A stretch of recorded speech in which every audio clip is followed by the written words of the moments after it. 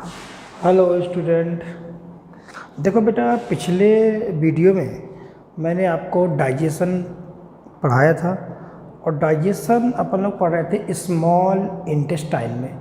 और small intestine में जैसे फूड पहुंचा था तो वहाँ पर 3 तरह के जूस ने उस पर अटैक किया था। पहला जूस था पैंक्रियाटिक जूस, जिसके बारे में मैं ऑलरेडी आपको पढ़ा चुका हूँ। पैंक्रियाटिक जूस में प्रोटीन, फैट, कार्बोहाइड्रेट और न्यूक्लिक एसिड, इन सब के लिए एंजाइम मौजूद थे, इसलिए पैंक्रियाटिक जूस का नाम दिया था अपन ने परफेक्ट डाइजेस्टिक जूस। अब पैंक्रियाटिक जूस ने जो भी डाइजेशन किया था, जैसे प्रोटीन की बात करें तो प्रोटीन को उसने तोड़ दिया था डाईपेप्टाइड में, कार्बोहाइड्रेट मतलब स्टार्च को उसने तोड़ दिया था डाईसैकेराइड में, माल्टोज, लैक्टोज और सुक्रोज में। फैट को उसने तोड़ दिया था मोनोग्लिसराइड में और डीएनए आरएनए को उसने तोड़ा था न्यूक्लियोटाइड में। अब देखते हैं जो अगला जूस आएगा, सेकेंड नंबर पे जो पढ़ेंगे वो आएगा इंटेस्टाइनल जूस। इंटेस्टाइनल जूस, और इंटेस्टाइनल जूस को एक नाम और होता है बेटा सकस एंटेरिकस। क्या कहा जाता है? सकस एंटेरिकस भी कहा जाता है। अब पैंक्रियाटिक जूस के बाद इसमें अटैक करेगा इंटेस्टाइनल जूस, जिसका नाम है सकस एंटेरिकस। और जैसे ये जूस उसमें अटैक करेगा तो हर चीज़ का डाइजेशन देखना आप देखेंगे कंप्लीट हो जाएगा। और हमें पता है intestinal juice is secreted by intestinal gland. कौन सी ग्लैंड निकालेगी बेटा? इंटेस्टाइनल ग्लैंड, जो अपन ने इंटेस्टाइन की एनाटॉमी में पढ़ा था। इंटेस्टाइनल ग्लैंड या इसी का नाम क्या था? क्रेप्ट ऑफ लिवरकुंस। क्रेप्ट ऑफ लिवरकुंस ग्लैंड नाम था। ठीक, तो intestinal juice is secreted by intestinal gland और क्रेप्ट ऑफ लिवरकुंस ग्लैंड। और ये मैंने बताया था, ये इंटेस्टाइनल जो ग्लैंड्स हैं ये किस टिश्यू का मॉडिफिकेशन है? ये सिंपल कोलुमनर का मॉडिफिकेशन थी। और जो सिंपल कोलुमनर स्मॉल इंटेस्टाइन में था उसमें वेलाई पाए जाते थे। ये पता है ना, वेलाई पाए जाते थे। और जहाँ वेलाई हो उसे क्या बोलते थे बेटा? Breast border. तो इसलिए इंटेस्टाइनल ग्लैंड हो या क्रिप्ट ऑफ लिवरकुंस हो, these are modified brush border gland. Brush border gland भी कहा जाता है। क्यों? क्योंकि because these are modified brush border epithelium, क्योंकि यहाँ पर वेलाई थे। अब देखना, मैंने बताया था स्मॉल इंटेस्टाइन में जितने भी जूस आएंगे वो सारे जूस का मीडियम जो है वो बेसिक मीडियम होता है। यहाँ के सारे जूस बेसिक मीडियम में ही काम करते हैं, क्योंकि यहाँ के जितने एंजाइम हैं सब बेसिक मीडियम पे काम करेंगे। तो यहाँ का मीडियम भी क्या होता है? बेसिक। अब इंटेस्टाइनल जूस या सकस एंटेरिकस किसने निकाला वो मैंने देखा, इसलिए से ये ब्रेस्ट बॉर्डर ग्लैंड है। इसलिए इंटेस्टाइनल जूस में जितने भी एंजाइम मौजूद होंगे उन्हें हम एक टर्म और भी यूज कर सकते हैं बेटा, ब्रेस्ट बॉर्डर एंजाइम। मतलब जो ब्रेस्ट बॉर्डर ग्लैंड से निकले उन्हें क्या बोलेंगे? Breast border enzyme. अब इंटेस्टाइनल जूस में अगर हम बेटा एंजाइम की बात करें, जो जूस आएगा इसमें 8 एंजाइम मौजूद होंगे। कितने एंजाइम? 8 एंजाइम इसमें मौजूद होंगे इंटेस्टाइनल जूस में। देखना बेटा कौन कौन से एंजाइम होंगे। जैसे हम इसमें बात करें, देखो प्रोटीन कहाँ तक टूट चुका था? डाईपेप्टाइड तक टूट चुका था। अब डाईपेप्टाइड पे अटैक करने के लिए एंजाइम आएगा डाईपेप्टाइडेज। डाईपेप्टाइडेज या इसी का नाम होता है इरिप्सिन। ठीक, तो ये प्रोटीन पे अटैक करेगा। तो इंटेस्टाइनल जूस में प्रोटीन पे अटैक करने वाला एंजाइम कौन है? डाईपेप्टाइडेज या इरिप्सिन। अब इसके बाद कार्बोहाइड्रेट पे आ जाओ बेटा। कार्बोहाइड्रेट को पैंक्रियाटिक जूस ने स्टार्च को या पॉलीसैकेराइड को किस में तोड़ दिया था? माल्टोज, सुक्रोज और लैक्टोज। अब माल्टोज का भी डाइजेशन कराना है, लैक्टोज का भी कराना है और सुक्रोज का भी कराना है, तो उसके लिए एंजाइम चाहिए। तो देखना यहाँ पे एंजाइम कौन कौन आएगा, माल्टोज के लिए आएगा माल्टेज, लैक्टोज के लिए आएगा लैक्टेज, और इस जो देखो माल्टोज के लिए हो गया, लैक्टोज के लिए होगा, सुक्रोज के लिए हो जाएगा सुक्रेज। इसी का एक नाम होता है इन्वर्टेज। तो बताओ, चाहे वो माल्टेज हो, चाहे वो सुक्रोज हो, चाहे वो लैक्टोज हो, ये तीनों एंजाइम किस में अटैक करने वाले, माल्टोज, लैक्टोज और सुक्रोज। अब माल्टोज, लैक्टोज और सुक्रोज तीनों का एक नाम क्या होता है बेटा, मिला करके तीनों का एक नाम होता है डाइसैकराइड। तो कुल मिला के ये तीनों एंजाइम कहाँ अटैक करेंगे बेटा, डाइसैकराइड पे अटैक करेंगे। इसलिए तीनों के लिए एक कॉमन नाम यूज किया जाता है, डाइसैकराइडेज। ऐसे एंजाइम जो डाइसैकराइड पे अटैक करे उसे बोलते हैं डाइसैकराइडेज। तो ये माल्टोज को तोड़ेगा, ये लैक्टोज को तोड़ेगा, ये सुक्रोज को तोड़ेगा, ठीक। तो ये कार्बोहाइड्रेट डाइजेशन कराएंगे। अब फैट को बेटा, पैंक्रियाटिक जूस ने फैट को कहाँ तक तोड़ दिया था, मोनोग्लिसराइड तक तोड़ा था। अब इसमें अटैक करेगा लाइपेज, और लाइपेज ये फैट के लिए होगा, ठीक। तो देखो प्रोटीन के लिए कौन सा एंजाइम है, डाइपेप्टाइडेज या इरिप्सिन। कार्बोहाइड्रेट के लिए 3 एंजाइम मौजूद हैं, फैट के लिए लाइपेज। और न्यूक्लिक एसिड की हम बात करें, डीएनए किसमें, पैंक्रियाटिक जूस ने डीएनए को किसमें तोड़ दिया था, न्यूक्लियोटाइड में। तो अब यहाँ पे जो एंजाइम आएंगे न्यूक्लियोटाइड को तोड़ने के लिए, न्यूक्लियोटाइडेज आएगा। ये न्यूक्लियोटाइडेज न्यूक्लियोटाइड को न्यूक्लियोसाइड में तोड़ेगा, फिर न्यूक्लियोसाइड को तोड़ने के लिए आएगा न्यूक्लियोसाइडेज। तो ये कितने एंजाइम हो गए बेटा, 7 एंजाइम हो गए, dipeptidase, maltase, lactase, sucrase, lipase, nucleotidase और न्यूक्लियोसाइडेज, ये 7 एंजाइम हो गए। अब एक एंजाइम और होगा जो मैंने आपको बताया था, वो होगा इंटेरोकाइनेज। याद आया कुछ, इंटेरोकाइनेज एंजाइम। इस एंजाइम का काम मैं ऑलरेडी बता चुका हूँ। इंटेरोकाइनेज का काम क्या था बेटा, पैंक्रियाटिक जो जूस आया था, पैंक्रियाटिक जूस में जो ट्रिप्सिनोजेन आया था वो इनएक्टिव स्टेज में था। तो इंटेरोकाइनेज का काम क्या है, इट एक्टिवेट, किसे, it activate trypsinogen into trypsin. ये एंजाइम ट्रिप्सिन को एक्टिव करने के काम में यूज किया जाता है।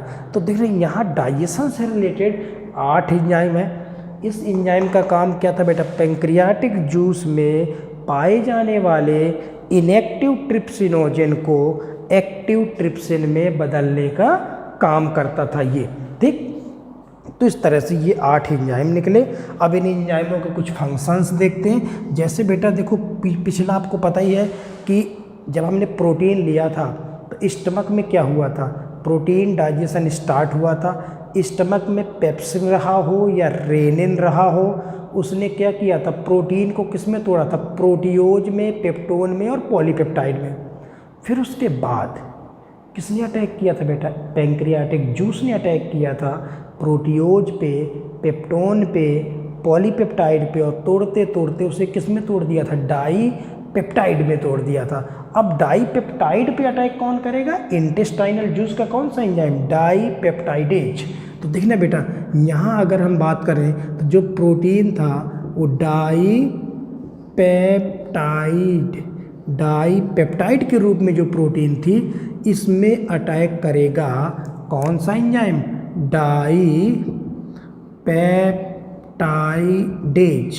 डाईपेप्टाइडेज, ये इसी के नाम इरिप्सिन है। और किस में तोड़ देगा, 2 अमीनो एसिड अगर जुड़े हैं तो उसे बोलते हैं डाईपेप्टाइड। और किस में तोड़ देगा बेटा, 2 अमीनो एसिड क्या हो जाएंगे, अलग हो जाएंगे। ये देखो अमीनो एसिड अलग, मतलब 2 अमीनो एसिड अगर जुड़े हैं तो उसे बोलते हैं डाईपेप्टाइड। प्रोटीन को हमें किस में तोड़ना था, फाइनल प्रोटीन को हमें अमीनो एसिड में ही तो तोड़ना था, अब देखो बेटा क्वेश्चन आपसे पूछेगा, प्रोटीन डाइजेशन कंप्लीट हो गया, अमीनो एसिड बन गई, ठीक है। अब लेकिन क्वेश्चन आया कि प्रोटीन डाइजेशन स्टार्ट कहाँ से हुआ था? माउथ में तो हुआ नहीं था, स्टमक से स्टार्ट हुआ था, ठीक, स्टमक में हुआ था, फिर किस जूस ने किया? पैंक्रियाटिक जूस ने किया, उसके बाद किसने किया? Intestinal juice. मतलब कितने जूस इन्वॉल्व होंगे प्रोटीन डाइजेशन के लिए? There are 3 juice. कौन कौन? गैस्ट्रिक जूस, दूसरा पैंक्रियाटिक जूस और तीसरा इंटेस्टाइनल जूस। तो मैं यहाँ पे बेटा ऐसे लिख दे रहा हूँ, कितने जूस? 3 जूस। थोड़ा ध्यान रखना, 3 जूस इसमें प्रोटीन डाइजेशन कराने के लिए टोटल कितने जूस की ज़रूरत पड़ी? 3। कौन कौन? एक बार और क्लियर करो, गैस्ट्रिक जूस, पैंक्रियाटिक जूस और intestinal juice. Final protein digestion complete. दूसरा, अगर हम इसके बाद अगर हम बात करें जो हमने स्टार्च लिया था, स्टार्च मतलब पॉलीसैकेराइड जो हमने इनटेक किया था, उसको पैंक्रियाटिक जूस ने किस में तोड़ दिया था? माल्टोज, लैक्टोज और सुक्रोज में तोड़ा था। तो देखना, माल्टोज, लैक्टोज और सुक्रोज, इसके लिए अगर हम एंजाइम देखें, देखना एंजाइम तो माल्टोज पे कौन सा एंजाइम बेटा अटैक करेगा?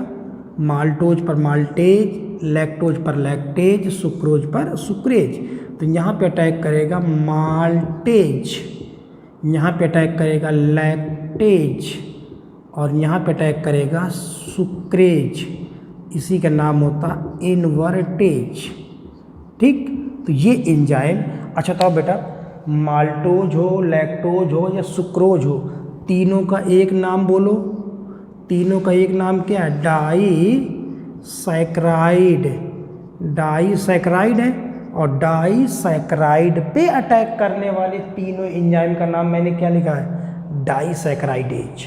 और फिर आप देखना बॉटनी में सब पढ़ोगे, माल्टोज, लैक्टोज, सुक्रोज। अब माल्टोज का अगर ब्रेक डाउन होगा तो माल्टोज बेटा किस में टूटता है? 2 ग्लूकोज, ग्लूकोज प्लस ग्लूकोज में कौन टूटता है? माल्टोज। अभी आप बॉटनी जब पढ़ोगे कार्बोहाइड्रेट, उसमें सर आपको पढ़ाएंगे, तो माल्टोज किससे मिलके बनता है? 2 मॉलिक्यूल ग्लूकोज।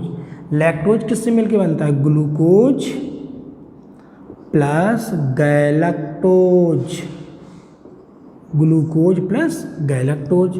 और सुक्रोज किस में मिलके बनता है? Glucose plus fructose. ये देखो, ये तो बताओ, चाहे ग्लूकोज रहा हो, चाहे गैलेक्टोज हो, चाहे फ्रक्टोज हो, इन सबको मिला के बेटा क्या बोलते हैं? इन सबको मिला के बोलते हैं मोनोसैकराइड। क्या बोलते हैं? मोनोसैकराइड। क्लियर? तो देखो, अब हमने जो स्टार्च हमने इनटेक किया था, क्या लिया था हमने? स्टार्च जो हमने लिया था उसका डाइजेशन कैसे हुआ?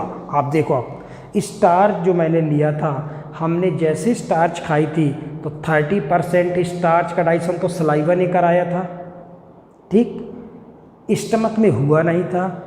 उसके बाद जो 70% स्टार्च था उसमें पैंक्रियाटिक जूस ने अटैक किया था। तो ये सब बनाया था माल्टोज, लैक्टोज, सुक्रोज। और फिर इंटेस्टाइनल जूस ने फाइनल क्या कर दिया? डाइजेशन। तो बताओ, जो स्टार्च था या पॉलीसैकेराइड था उसे हमें फाइनल किस में तोड़ना था? मोनोसैकेराइड में। तो हमने तोड़ दिया, फाइनल डाइजेशन हो गया। तो अब क्वेश्चन आता है कि बताओ बेटा, कार्बोहाइड्रेट डाइजेशन के लिए कितने जूस भाग लिए?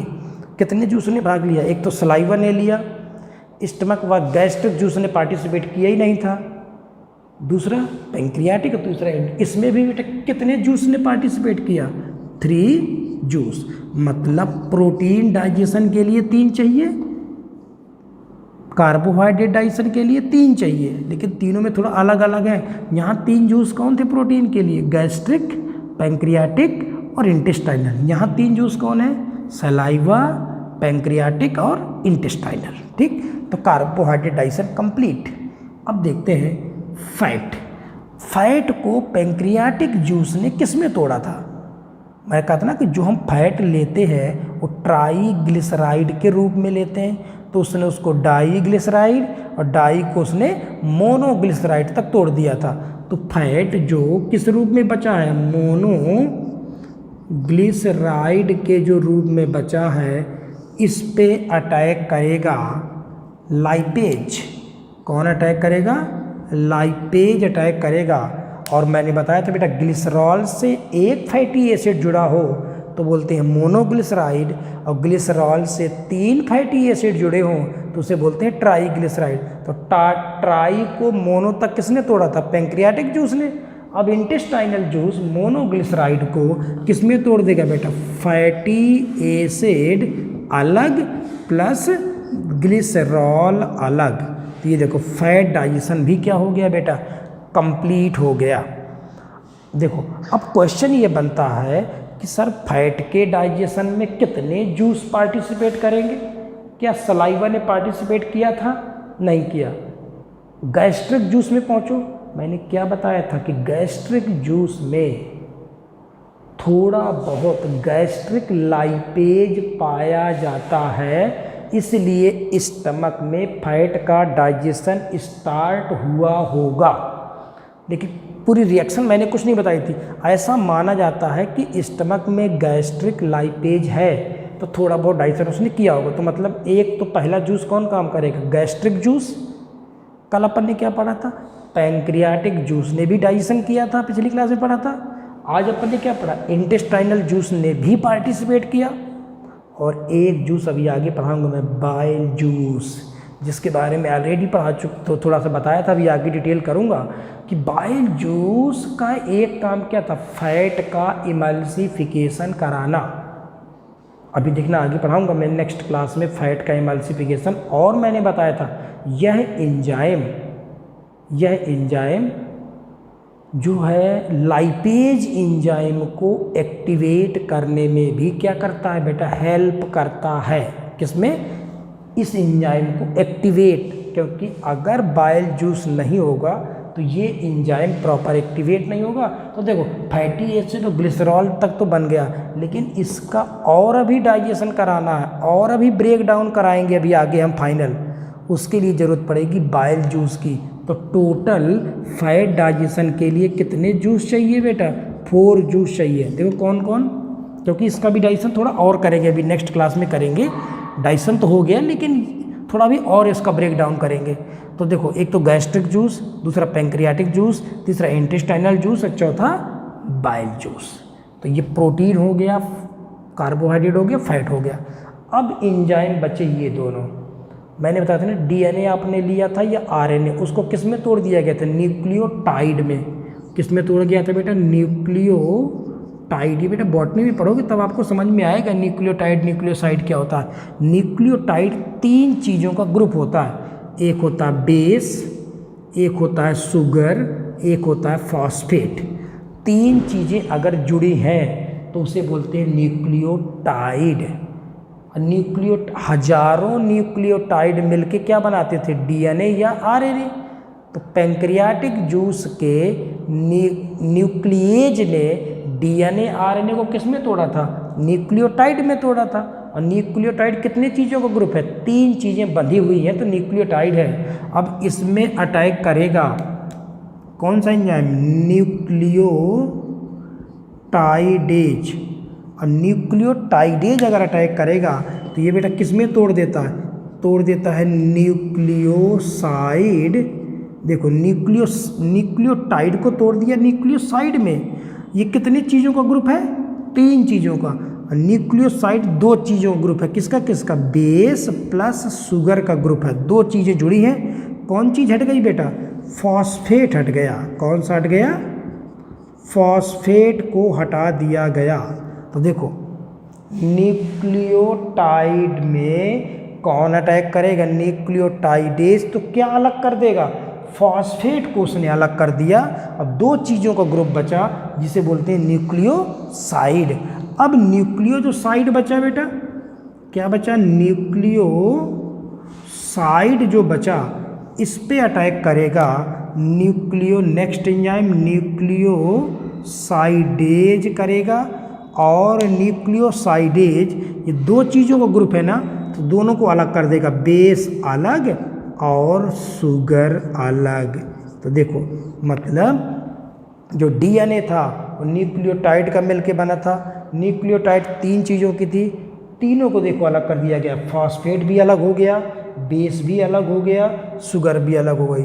मतलब जो कुछ भी हमने खाया था, प्रोटीन, कार्बोहाइड्रेट, फैट और न्यूक्लिक एसिड, सबका डाइजेशन इंटेस्टाइनल जूस ने करा दिया। अभी थोड़ा सा वो बात अलग है कि फैटी एसिड ग्लिसरॉल का भी थोड़ा सा और करेंगे, एमल्सिफिकेशन में आगे बताऊंगा। तो कुल मिला के फाइनली आप दिमाग में लाओ कि इन सारी चीज़ों का डाइजेशन किसने कर दिया बेटा? इंटेस्टाइनल जूस ने कर दिया। जो भी चीज़ें आपने ली थी उन सब का डाइजेशन इंटेस्टाइनल जूस ने कर दिया।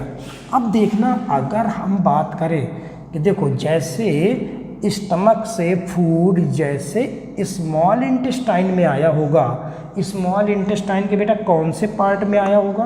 आपको पता ही है, सबसे पहले डिओडनम में आता है। तो डिओडनम में उसे पैंक्रियाटिक जूस ने तोड़ा, फिर उसे इंटेस्टाइनल जूस ने तोड़ा, और फाइनली आपके सामने डाइजेशन की प्रोसेस आपको कंप्लीट नज़र आ रही होगी। लेकिन अभी एक जूस बाकी है, कौन सा? Bile juice. नेक्स्ट क्लास में पढ़ाऊंगा उसके बारे में। अब देखो, अगर हम बेटा बात करें, जैसे ये स्टमक था, ये डिओडिनम, ये जेजुनम और ये इलियम, 3 पार्ट थे। स्मॉल इंटेस्टाइन के 3 पार्ट थे, ठीक। स्मॉल इंटेस्टाइन के 3 पार्ट थे, डिओडिनम, जेजुनम और इलियम। तो जो स्टमक से फूड आया था, सबसे पहले कहाँ आया था बेटा? डिओडिनम में आया था, डिओडिनम, ठीक। फिर इसके बाद जाएगा जेजुनम और लास्ट में जाएगा इलियम पे। तो डाइजेशन तो पूरी स्मॉल इंटेस्टाइन में हो रहा है, हर जगह हो रहा है, लेकिन फिर भी थोड़ा ध्यान रखना, मैक्सिमम डाइजेशन होता है डिओडिनम में। यहाँ से, क्योंकि यहाँ बाइल जूस भी मिल जाएगा, पैंक्रियाटिक जूस, सारे जूस मिल जाएंगे। तो डिओडिनम जो है मैक्सिमम डाइजेशन की प्रोसेस कहाँ होती है? डिओडिनम में। ऐसा नहीं कि यहाँ नहीं होगा, मैंने क्या बोला? मैक्सिमम यहाँ होता है, थोड़ा थोड़ा यहाँ भी होगा। और डाइजेशन के बाद बेटा क्या पढ़ेंगे? एब्जॉर्प्शन, कि उसको एब्जॉर्ब करो।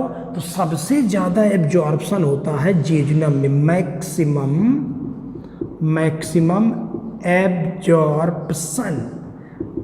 और यहाँ क्या होता है बेटा? Maximum digestion, maximum digestion. अब आपसे मान लो क्वेश्चन कभी पूछे कि डाइजेशन की साइड तो स्मॉल इंटेस्टाइन है, ठीक है, लेकिन स्मॉल इंटेस्टाइन के भी 3 पार्ट है। तो मैक्सिमम डाइजेशन कहाँ होगा? डिओडिनम में। मैक्सिमम एब्जॉर्प्शन कहाँ होगा? जेजुनम में। मतलब यहाँ पर भी होगा डाइजेशन एब्जॉर्प्शन, लेकिन कम होगा। और इलियम पे भी डाइजेशन होता है, एब्जॉर्प्शन, लेकिन इनके कंपेयर में कम होता है। लेकिन जो कुछ भी आपने खाया, प्रोटीन, फैट, जो कुछ भी खाया, सबका मैक्सिमम डाइजेशन यहाँ, मैक्सिमम एब्जॉर्प्शन यहाँ। लेकिन जो हम प्रोटीन खाते हैं बेटा, प्रोटीन तो मैंने क्या कहा था, बड़ा भारी जैसे पत्थर होता है, छोटे छोटे टुकड़ों में तोड़ना पड़ता है। प्रोटीन डाइजेशन, प्रोटीन एक बड़ा मॉलिक्यूल है, इसलिए उसके डाइजेशन में थोड़ा टाइम लगता है। और टाइम लगता है तो डाइजेशन यहाँ पर भी प्रोटीन का हो जाएगा, यहाँ पर भी हो जाएगा, लेकिन फाइनली कंप्लीट कहाँ आके होता है? पूरी तरह से डाइजेशन कहाँ तक कंप्लीट होगा? इलियम। मतलब जैसे मान लो आपने प्रोटीन ली तो 80% मान लो यहाँ हो गई, 10% यहाँ हो गई और 10% यहाँ हो गई, मतलब लेकिन कंप्लीट कहाँ तक हुई? इलियम। तो प्रोटीन कॉम्प्लेक्स मॉलिक्यूल है। क्वेश्चन है कि प्रोटीन डाइजेशन कंप्लीट कहाँ होता है आकर के? तो इलियम में। फैट का, कार्बोहाइड्रेट का कहाँ हो जाता है कंप्लीट? लगभग डिओडिनम में हो जाता है, क्योंकि उनको जल्दी तोड़ दिया जाता है, क्योंकि प्रोटीन कॉम्प्लेक्स था, इसलिए थोड़ा सा देखा। अब अपन ने जो फूड लिया था उसमें कई जूसों ने अटैक किया और उसको पर्टिकुलर डाइजेशन हो गया। तो जो कुछ भी खाया था आपकी स्मॉल इंटेस्टाइन तक आते आते सारी चीज़ें क्या हो गई बेटा? ब्रेक डाउन हो गई। सबको आपने पूरी तरह से क्या कर दिया? तोड़ दिया। अब तोड़ने के बाद आप क्या करोगे? अब तोड़ने के बाद हम क्या करेंगे?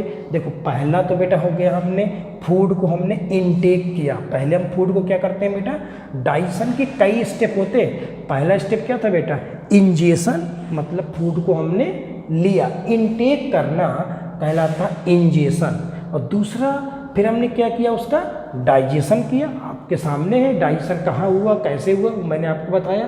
तो पहला स्टेप अपन ने क्या पढ़ा था, इंजेशन ऑफ फूड, दूसरा डाइजेशन ऑफ फूड। अब डाइजेशन के बाद क्या करोगे, डाइजेशन के बाद उससे क्या करना पड़ेगा, एब्जॉर्ब भी तो करना पड़ेगा। अब आएगा एब्जॉर्प्शन ऑफ फूड, ये बेटा इंपॉर्टेंट है ज़्यादा, एब्जॉर्प्शन ऑफ फूड, फूड का एब्जॉर्प्शन। अब देखो डिओडिनम, जेजुनम, इलियम तक, स्मॉल इंटेस्टाइन तक सारी चीज़ें डाइजेस्ट हो चुकी। अब यहाँ से चीज़ों को निकाल के हम क्या करेंगे बेटा, एब्जॉर्प्शन करेंगे।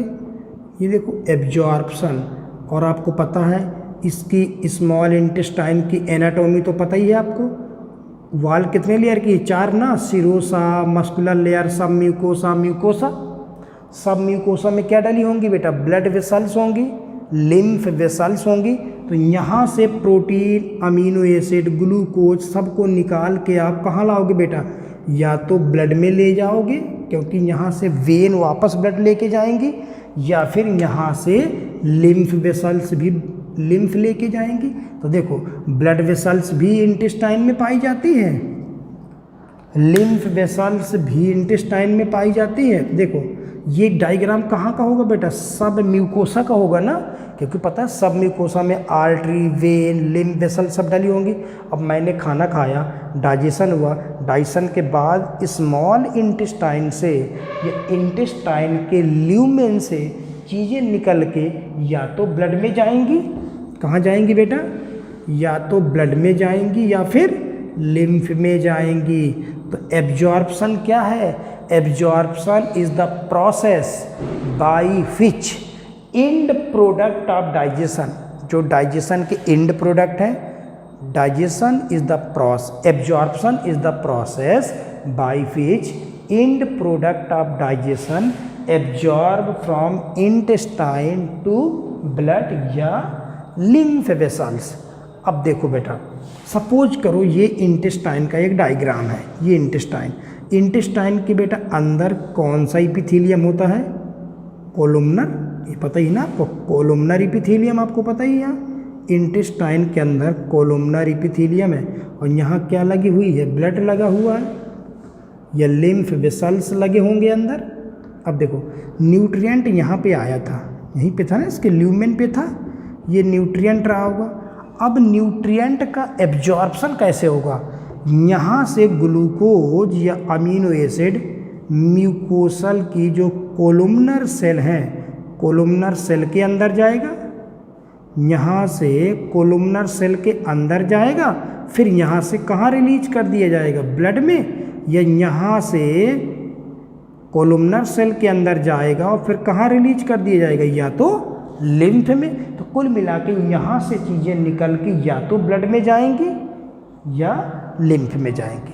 तो बताओ यहाँ से कोई चीज़ जब एब्जॉर्ब होगी तो पहले तो कोलुमनर सेल के अंदर जाएगी ना, और आपने बॉटनी में साइटोलॉजी पढ़ा होगा, किसी सेल के अंदर कोई चीज़ अगर आती है तो 2 ट्रांसपोर्ट से आ सकती है, या तो एक्टिव ट्रांसपोर्ट या फिर पैसिव ट्रांसपोर्ट। तो यहाँ जो भी चीज़ें डली हैं वो सेल के अंदर जाएंगी, सेल के अंदर जाने के लिए 2 तरह के ट्रांसपोर्ट की ज़रूरत पड़ेगी।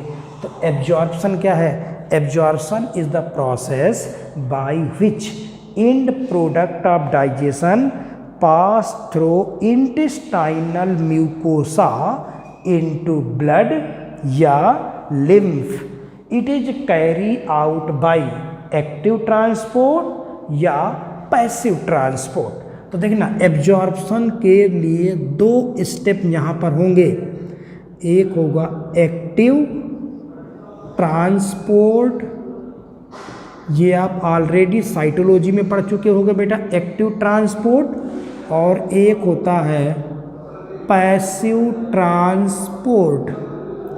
2 तरह के ट्रांसपोर्ट होते हैं, एक्टिव ट्रांसपोर्ट और पैसिव ट्रांसपोर्ट।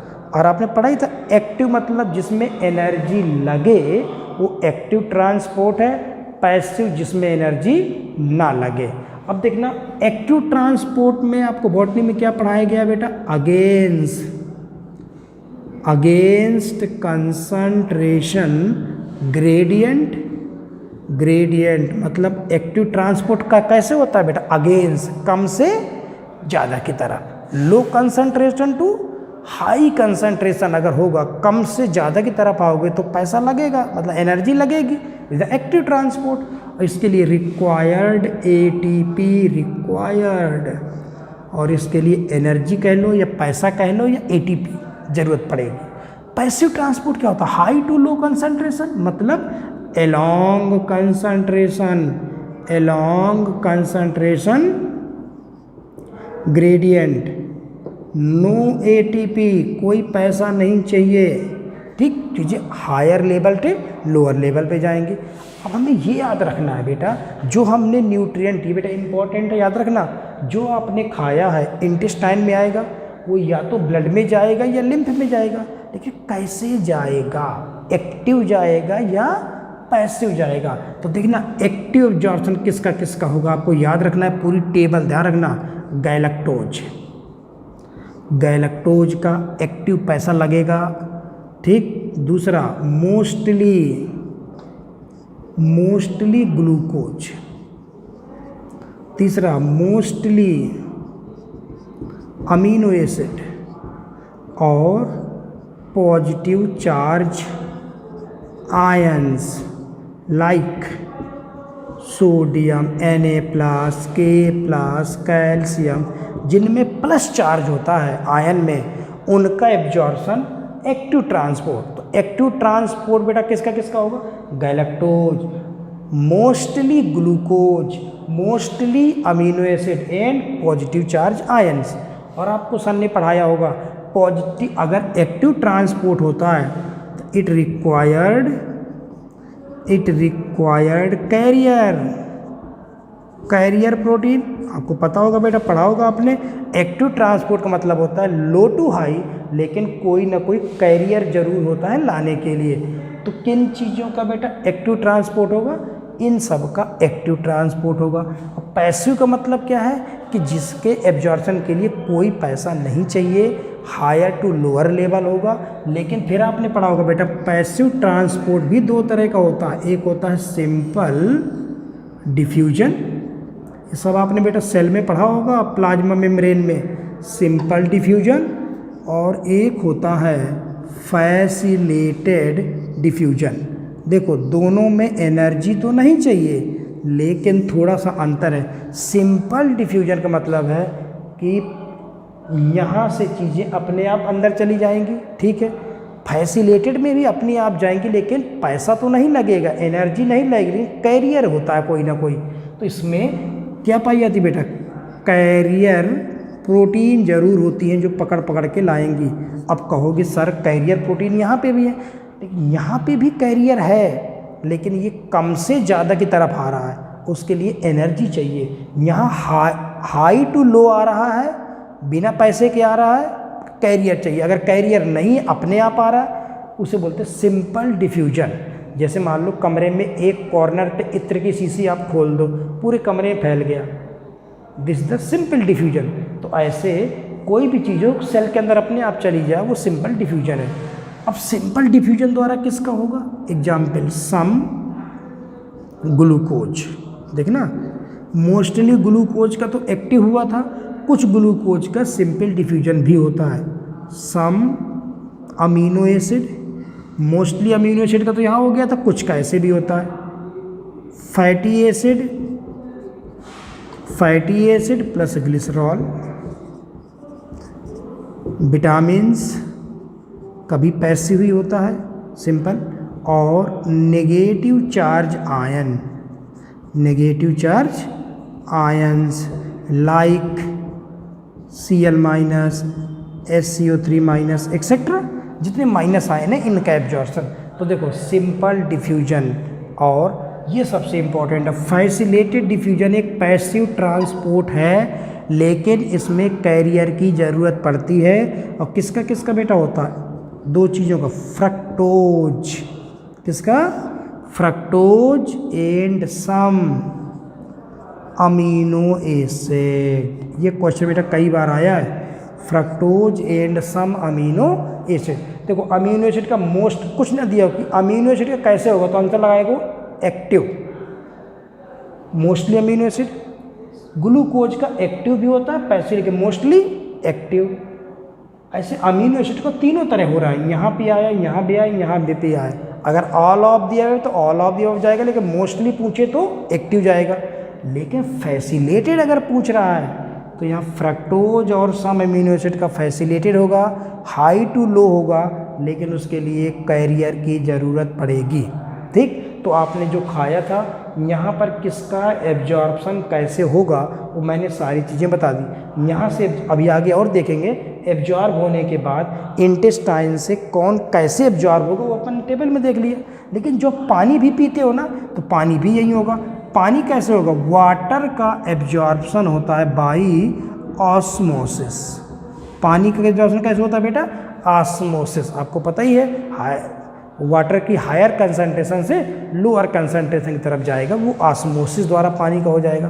तो इस तरह से अपन ने पढ़ा कि जो भी अपन ने न्यूट्रिएंट लिए थे उन सारे न्यूट्रिएंट का एब्जॉर्प्शन, डाइजेशन कैसे हुआ, डाइजेशन कंप्लीट हुआ, उसके बाद क्या देखा बेटा, एब्जॉर्ब कैसे होगा, एब्जॉर्ब होने के बाद या एब्जॉर्प्शन जो हो रहा था वो एक्टिव होगा या पैसिव होगा या कैसे होगा, वो सारी चीज़ें मैंने आपको इसमें बता दी। अब नेक्स्ट क्लास में अपन लोग पढ़ेंगे मैंने अभी एक जूस और बाकी है, बाइल जूस। अभी तक बेटा फैट का डाइजेशन कहाँ तक हो गया, फैटी एसिड और क्या बना है, ग्लिसरॉल बना है, लेकिन उसका हमें कराना है इमल्सिफिकेशन। तो नेक्स्ट क्लास में मैं आपको बताऊंगा कि बाइल जूस क्या करेगा, कैसे इमल्सिफिकेशन होगी और कैसे चीज़ों का एब्जॉर्प्शन होगा। ठीक, तो यहाँ तक आप इसको देख लेना। नेक्स्ट क्लास में मैं आपको इमल्सिफिकेशन की प्रोसेस और बाइल जूस का फंक्शन आपको पढ़ाता हूँ। ठीक है बेटा, ओके, थैंक यू।